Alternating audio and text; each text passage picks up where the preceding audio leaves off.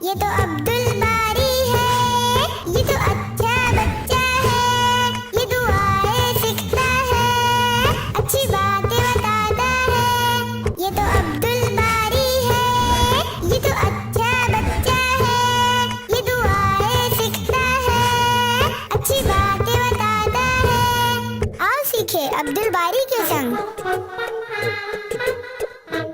بہت شدت سے پیاس لگ رہی ہے مجھے۔ کیا کہہ رہے ہو سرفراز؟ اس مرتبہ بھی رمضان کا مہینہ ٹھنڈ میں ہی آیا ہے۔ ہاں لیکن صبح سحری سے اب تک 8 گھنٹے ہو چکے ہیں، اسی لیے۔ تمہیں کیا ہوا نوید؟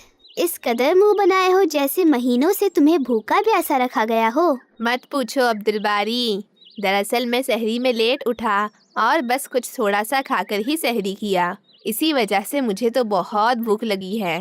روزہ رکھ کر ہمیں بار بار بھوک اور پیاس لگی ہے ایسا نہیں کہنا چاہیے۔ ہاں اسی لیے تو میں خاموشی سے چل رہا ہوں۔ بہت اچھے۔ کیا تمہیں معلوم ہے کچھ ملکوں میں تو روزے 19 گھنٹوں سے بھی زیادہ کے ہوتے ہیں۔ سوچو انہیں کتنی دیر تک بھوکے رہنا ہوتا ہے۔ انہیں کتنا مشکل ہوتا ہوگا نا، اتنے کم وقت میں افطاری، نماز، سونا اور پھر سحری میں اٹھنا۔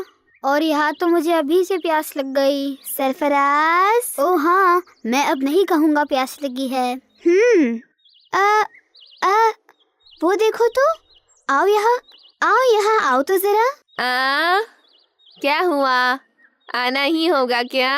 چلو بھی نوید۔ وہ دیکھو۔ ہاں، اس مکان کی مرمت ہو رہی ہے۔ ارے مکان نہیں، وہاں اس شخص کو دیکھو۔ ہاں وہ تو مرمت کا کام کر رہے ہیں۔ اوفو، کام تو کر رہے ہیں لیکن ان کی حالت تو دیکھو، پسینے میں لت پت، کتنی محنت کرتے ہیں۔ محنت والا کام تو ہے یہ، اینٹیں سر پر اٹھانا، ریتی سیمنٹ سے کام کرنا، دھول مٹی پسینہ، اللہ اکبر۔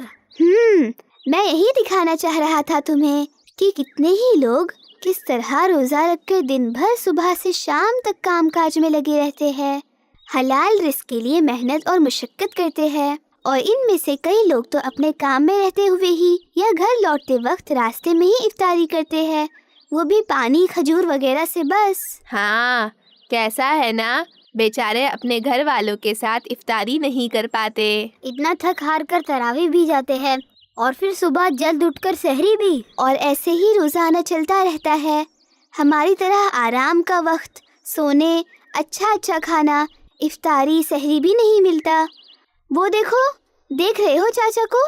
وہ روزانہ اسی طرح وزن سامان اٹھائے کتنا چلتے ہیں اور تجارت کرتے ہیں۔ ہاں، اور ہم ہے کہ اتنا آرام، اچھا کھانا پینا، فیملی کے ساتھ افطاری کے باوجود اپنے روزے رکھنے پر باتیں کرتے پھر رہے ہیں۔ اسی لیے ہمیں اپنے روزے کو سنبھال کر رکھنا چاہیے۔ روزے کو بھلے کیسے سنبھالیں گے؟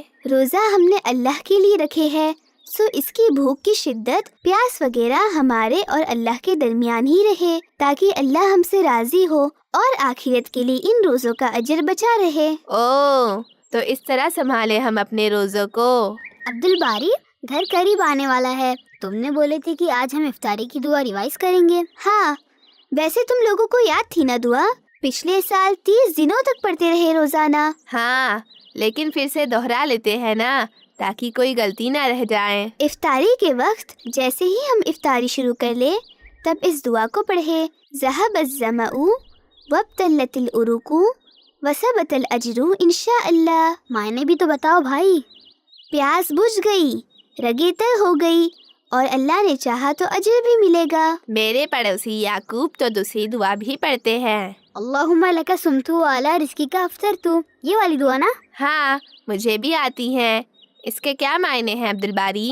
اس دعا کے معنی ہے، اے اللہ، میں نے تیرے ہی لیے روزہ رکھا ہوں اور تیری عطا کیے ہوئے رزق سے افطاری کیا۔ لیکن یہ دعا تھوڑی لمبی بھی ہے نا؟ ہاں میں نے بھی پڑھا ہوں، ایسے ہی کچھ الگ الگ لفظوں اور لائنز کے ساتھ 2-3 دعائیں ملتی ہے۔ ابا نے بتائے تھے کہ ہمیں اتنا ہی پڑھنا ہے جو حدیث کے مین سورس سے ملتے ہیں۔ اچھا، مطلب ان دعا کو نہ پڑھے؟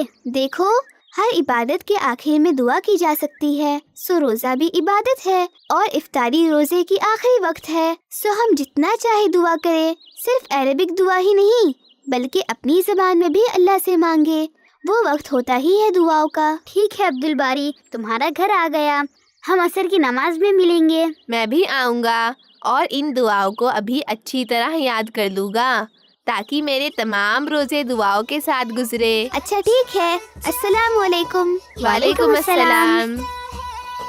अच्छी बातें बताता है, सुबह जल्दी उठता